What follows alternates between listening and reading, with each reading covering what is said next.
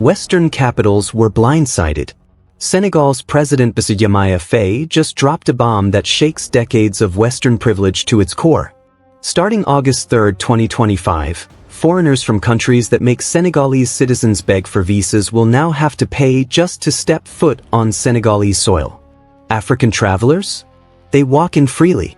The rest of the world? Your wallet is the ticket. This isn't just a policy, it's a bold slap in the face to a system that has treated Africa as a playground for outsiders while its own citizens jump through endless hoops. For years, African travelers have been humiliated by arbitrary fees, invasive interviews, and years of bureaucratic hell just to visit Western countries. Now, Senegal is flipping the script, forcing the West to taste the reality it has long imposed on Africa.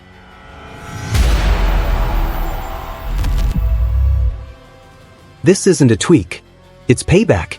A direct response to years of exploitation, visa discrimination, and moves like Donald Trump's infamous $15,000 visa bond targeting Africans. Senegal's message is crystal clear. If you make it hard for us, we'll make it expensive for you. From Dakar to Windhoek, African leaders are watching closely. Some are already calling it the first shot in a new Pan-African era, one where the continent sets its own rules and demands respect. The West thought Africa would keep playing by their game. Senegal just flipped the board. Senegal just pulled off a geopolitical heist, and the West is the target. A new e-visa policy is set to rake in 60 billion CFA francs a year, but this isn't just about money. It's about smashing a global system that's treated Africans like second-class citizens while Westerners stroll in for free. The crosshairs are locked on countries like the US, UK, France, Canada, and even China, nations that slap Senegalese travelers with sky-high fees and humiliating paperwork. Now, if you're from one of those countries and you want to see Dakar's bustling markets, Gorée Island's history, or Senegal's white sand beaches, you'll pay, you'll apply, and you'll wait. Just like you've made Africans do for decades. African visitors? They're still free to walk right in. This is continental unity with teeth, reciprocity at its sharpest. The message to the global north couldn't be louder. Your era of special treatment is over. This isn't a visa tweak. It's a declaration. A $100 million a year shot across the bow that will bankroll Senegal's push for digital independence, infrastructure growth, and true economic self-reliance. The West wrote the old rules. Senegal just tore them up. Senegal is fighting back, and it's personal. The new e-visa policy isn't just a border measure.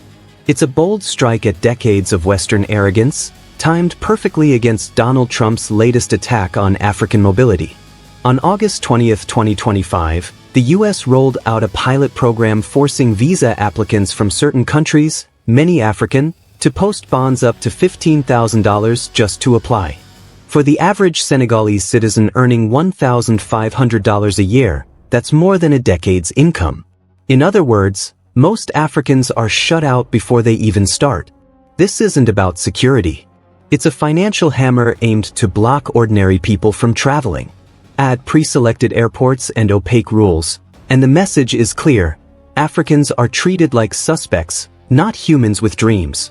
Senegal's response? Reciprocity. If the West treats Africans like this, they'll pay their dues at Senegal's gates. African citizens? Still free to move.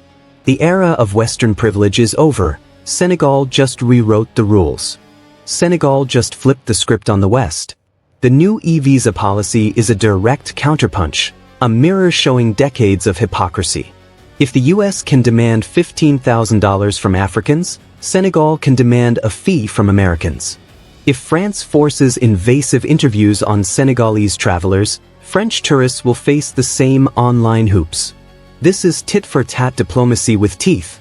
For decades, Africans have endured soul-crushing visa processes, endless paperwork, massive fees, humiliating interrogations, and arbitrary rejections. A Schengen visa can cost a month's income. A US visa might take months, only to be denied for vague, insufficient ties. Meanwhile, Westerners have strolled through African borders with little scrutiny. Senegal's policy changes that. The West is about to taste its own medicine. The era of easy privilege in Africa is over. A British backpacker strolls through Senegal's Pink Lake. A French tourist wanders Dakar. Meanwhile, an African professional faces a fortress of paperwork just to step foot in London or Paris. This isn't coincidence, it's colonial arrogance baked into global travel. Western nations treat their cities as golden opportunities while seeing Africa as a playground or resource depot.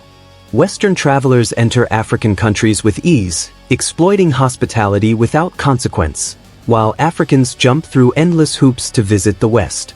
Senegal's new e-visa policy flips the script. Western visitors now face the same fees and scrutiny Africans have endured for decades. It's a bold message: Africa will no longer be your doormat. This isn't just Senegal. Weeks earlier, Namibia's President Netumbo Nandi-Ndaitwah ended visa-free entry for 33 nations, including the US, UK, France, and Japan. A new African awakening is underway, and the era of one-sided privilege is over. Until now, Western visitors could stroll into Namibia visa-free, while Namibians jumped through endless hoops. That ends today. President Nandi-Ndaitwah's policy, like Senegal's, says it bluntly: if you make our citizens pay and plead, you'll pay to enter our lands. This is more than a visa rule. It's a declaration of sovereignty. Senegal and Namibia are sending a clear message: Africa will no longer tolerate the West's double standards. The timing isn't accidental. It's the spark of a growing Pan-African movement demanding respect and equality on the world stage. Western powers are panicking. France is especially rattled, facing defiance in its former colony.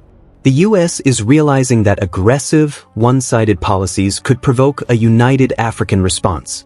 The fear isn't just about visas, it's about a united Africa reclaiming its power. For centuries, colonial powers thrived on Africa's disunity, carving the continent into arbitrary borders at the 1884 Berlin Conference. Those lines weakened Africa's voice and made it easier for outsiders to exploit the continent. Today, policies like Senegal's and Namibia's are rewriting that story. For centuries, the West kept Africa divided, extracting resources, dictating trade, and imposing humiliating policies like Trump's $15,000 visa bond. That era is ending. Imagine a united Africa, a single visa, a shared currency, a collective voice. With 1.4 billion people, vast resources, and a booming tech sector, Africa could rival China or the EU and demand fair trade, renegotiate exploitative contracts, and fight back against Western bullying. Right now, Africans spend $2 billion a year just on intracontinental visas, choking tourism and stalling growth. Senegal's e-visa move, exempting African citizens, tears down one of those barriers, aligning with ECOWAS and AfCFTA goals. A single African visa, backed by reciprocal policies like Senegal's, wouldn't just make travel easier. It would transform Africa's power on the world stage, forcing the West to negotiate as equals. And that possibility terrifies them. A united Africa would be unstoppable. Its resources couldn't be plundered at will. Its people wouldn't be treated as second class. The old colonial playbook, divide and conquer, depends on Africa staying fractured. By keeping nations weak, the West controlled markets, policies, and resources. Senegal's e-visa and Namibia's reforms are ripping up that script, sending a clear warning: Africa is ready to stand together. But it's not just the West. For too long, corrupt leaders have sabotaged their own people. Billions stolen from oil in Nigeria, state capture in South Africa, economic collapse in Zimbabwe, millions left in poverty while the continent's potential goes to waste. This desperation drives young Africans to risk everything crossing the Mediterranean. Between 2020 and 2025, over 7,000 migrants, mostly African, died trying to reach a West that often shuts the door on them. Africa's fight isn't just against outsiders. It's against the forces that have held it back from within. And now, countries like Senegal and Namibia are showing what real change looks like. Africa's youth are its greatest asset and its biggest tragedy. Millions face unemployment rates of 50% in Nigeria, Kenya, and South Africa, forced to risk everything crossing the Mediterranean while leaders line their pockets. Billions stolen, offshore accounts swollen, while citizens struggle to survive. Enter Senegal's President Faye. Elected at just 44 in March 2024, Fay represents a new generation of leadership. With Prime Minister Sonko, he rode a wave of youth anger against corruption, inequality, and a political elite that ignores its people. In his first 100 days, Fay audited oil and gas contracts, launched a $1.7 billion digital sovereignty plan, and introduced the game-changing e-visa policy. He's breaking with the old corrupt system, but across Africa, too many leaders cling to power while their citizens suffer. This failure at home has made it easy for the West to exploit Africa's disunity, imposing policies like Trump's $15,000 visa bond without fear of a united response. In Senegal, youth unemployment was 20% before Fay took office, driving countless young people into dangerous migration routes to Europe. The Mediterranean is littered with dreams drowned, a stark reminder of what happens when leaders fail their people. Across Africa, the story is painfully clear: a generation betrayed by leaders who put personal gain above public welfare. But in Senegal, President Fay's bold e-visa policy offers a spark of hope. By generating revenue and asserting sovereignty, Fay is investing in a future where young Senegalese can thrive at home. His Senegal 2050 vision aims to create jobs, drive digital innovation, and build infrastructure, all designed to stop the flood of migration. Now imagine this across Africa: a single visa for the whole continent, seamless travel from Lagos to Nairobi, Accra to Addis Ababa.